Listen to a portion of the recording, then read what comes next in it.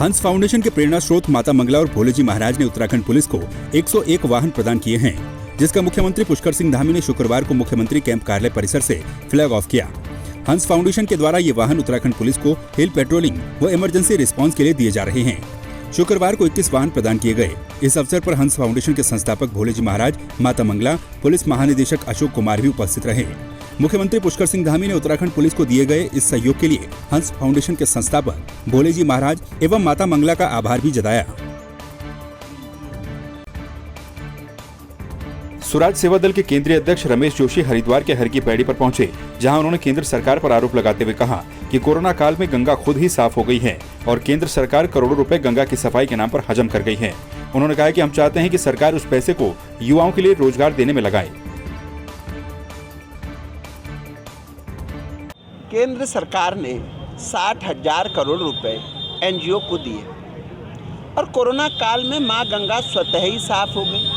तो इन सारे एनजीओस को वो पैसे माननीय प्रधानमंत्री राहत कोष में वापस कर देने चाहिए, ताकि वो 60,000 करोड़ रुपए प्रदेश के बेरोजगार युवाओं के लिए रोजगार उपलब्ध करा सकें। और दूसरी ओर मैं जो यहाँ के मंत्री लोग हैं जो बयान दे देते हैं कि झोटे बुग्गियों वालों को खनन को न रोका जाए, मैं पूछना चाहता हूं कि डबल इंजन की सरकार है, माननीय मंत्री जी बेहद करीबी माने जाते हैं माननीय मुख्यमंत्री जी के, तो क्यों नहीं वो गांव वालों के लिए एक शासनादेश पारित करवा देते हैं।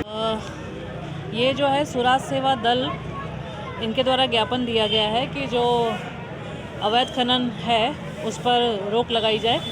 तो इस समय में मेरा ये कहना है कि भाई इस समय जो है बिल्कुल डीएम साहब के और शासन से बिल्कुल सख्त निर्देश हैं।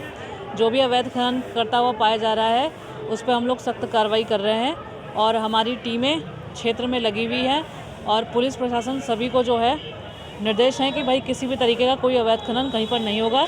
जो अवैध खनन करता हुआ पाया जाएगा उसके खिलाफ सख्त कार्रवाई की जाएगी। पौड़ी में पूर्व विधायक स्वर्गीय बृजमोहन कोटवाल की पत्नी विजयलक्ष्मी कोटवाल ने पौड़ी विधानसभा सीट से भाजपा से टिकट की दावेदारी पेश की। पौड़ी में पत्रकार वार्ता के दौरान उन्होंने भावुक होते हुए पति को याद किया और कहा कि वो एक शिक्षिका हैं और क्षेत्र की समस्याओं से बखूबी वाकिफ हैं। उन्होंने कहा कि पार्टी अगर उन्हें टिकट देती है तो अपने पति के आदर्शों पर चलते हुए क्षेत्र का विकास करेंगी। सर, मेरे पति ने सन 95 से सेना से निवृत्त होकर के पार्टी की तन मन धन से सेवा की है। पार्टी ने भी उन्हें सम्मान दिया है, मैं इस बात को स्वीकार करती हूँ। लेकिन 2 बार पार्टी ने उनका टिकट काटा है। वो सबसे योग्य उम्मीदवार थे, पूर्व सैनिक थे, स्वच्छ छवि के और बहुत ही सरल मिजाज और विनम्र इंसान थे। फिर भी पार्टी ने उनका टिकट काटा, लेकिन उन्होंने फिर भी पार्टी का विरोध नहीं किया और तन मन धन से पार्टी के कार्य में लगे रहे। अपने अंतिम क्षणों तक उन्होंने पार्टी की सेवा की। यदि उनके कार्यों को देखते हुए, उनकी निष्ठा को देखते हुए यदि पार्टी मुझे टिकट देती है तो मैं उनके आदर्शों पर खरा उतरने की कोशिश करूंगी। युवा कल्याण विभाग के द्वारा पिथौरागढ़ के हिमालय पब्लिक स्कूल में जिला स्तरीय ताइक्वांडो और जूडो प्रतियोगिता का आयोजन किया गया। खेल महाकुंभ 2021 के अंतर्गत कराई गई इस प्रतियोगिता में जिले भर के 100 प्रतिभागियों ने हिस्सा लिया। बालक और बालिका वर्ग में आयोजित इस प्रतियोगिता में विजय प्रतिभागियों को प्रमाण पत्र के साथ ही नगद पुरस्कार भी दिया गया। युवा कल्याण विभाग के तत्वाधान में जो है खेल महाकुंभ 2021 के क्रम में जनपद स्तरीय ताइक्वांडो और जूडो की प्रतियोगिता कराई जा रही है, जिसमें से लगभग ताइक्वांडो में 100 बच्चों ने, बॉयज एंड गर्ल्स ने प्रतिभाग किया है और प्रथम आने वाले को 700 और द्वितीय आने वाले को 500 और तृतीय आने वाले को 300 रुपये का नगद पुरस्कार दिया जाएगा और प्रमाण पत्र भी दिए जाएंगे, मेडल भी दिए जाएंगे। वन पंचायत प्रतिनिधियों ने मानदेय की मांग को लेकर पिथौरागढ़ के जिलाधिकारी कार्यालय में जोरदार प्रदर्शन किया। इस दौरान वन पंचायत प्रतिनिधियों ने कहा कि पूरे देश में सिर्फ पंच और सरपंच ही ऐसे प्रतिनिधि हैं जो कि बिना किसी मानदेय की सरकारी योजनाओं को धरातल पर पहुंचाने का काम करते हैं।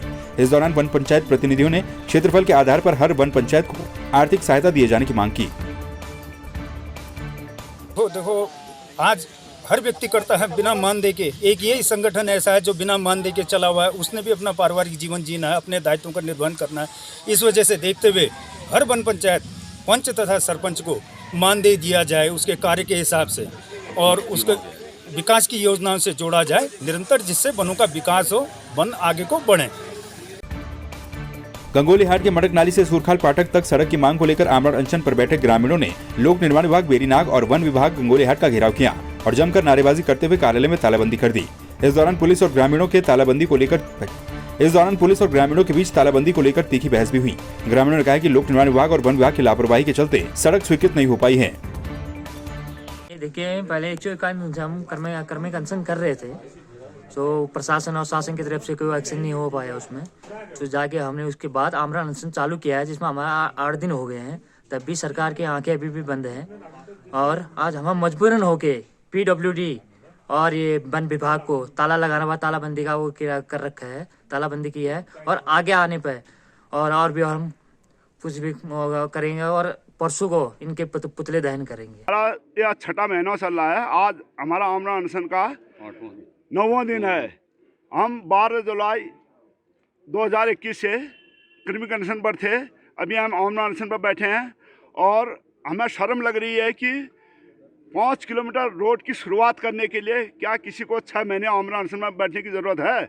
क्या सरकार की यही व्यवस्था है कि वो 6 महीने आमरण अनशन के बाद 5 किलोमीटर रोड की शुरुआत करे? ये बड़े शर्म की बात है और सुनने वालों के लिए भी अजीबोगरीब लगता है। हमें खुद शर्म आ रही है। सरकार को चाहे शर्म आए ना आए, पर ऐसा है, अपनी संवेदनता न खोए सरकार। मेरी तो हो गई, हमने तो सरकार का क्या बिगाड़ा। 5 किलोमीटर हमने तो मांग करी, बच्चे तो कितने परेशानियाँ। स्पर्श गंगा अभियान के तहत राष्ट्रीय सेवा योजना ने सिंगल यूज प्लास्टिक उन्मूलन और यमुना स्वच्छता अभियान का आयोजन किया, जिसके अंतर्गत स्वयंसेवकों ने नैनबाग मुख्य बाजार में रैली निकालकर पॉलीथीन और सिंगल यूज प्लास्टिक के प्रयोग को बंद करने के लिए लोगों को जागरूक करने का प्रयास किया। साथ ही यमुना नदी के तट पर सफाई करते हुए प्लास्टिक की बोतलें और प्लास्टिक के कूड़े को एकत्रित भी किया गया। हल्द्वानी के बीजेपी कार्यालय में पूर्व सांसद बलराज पासी ने प्रेस वार्ता करते हुए देहरादून में हुई राहुल गांधी की रैली को पूरी तरह से फ्लॉप बताया। उन्होंने कहा कि राहुल गांधी की रैली को देखकर खुश हो रहे कांग्रेसियों को हल्द्वानी प्रस्तावित मोदी जी की रैली में रेला देखने को मिलेगा। कांग्रेस है कहां पर? वो राहुल गांधी जी को लेके आई ये दिखाने के लिए कि भाई हम जो है यहाँ चुनाव लड़ सकते हैं। और राहुल गांधी जी भी पूरे जो है वो भ्रमित दिखाई दिए। और भारतीय जनता पार्टी पूरी बहुमत की सरकार बनाएगी।